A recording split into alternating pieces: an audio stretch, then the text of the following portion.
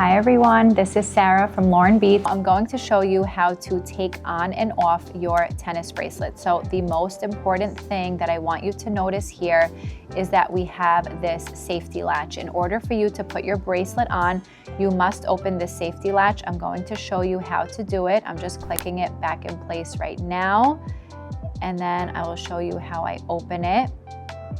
So this piece is now open. Now that this is open, I'm ready to attach the other end into the box. This is what's called the box. This is what we call the tongue of your bracelet. And very important, I really want you to hear a click. If you don't hear a click, it was not inserted properly. Now that you heard that first click of the attachment there, we're gonna close the safety. So I'm going to push that up. And you also want to hear a click on that one.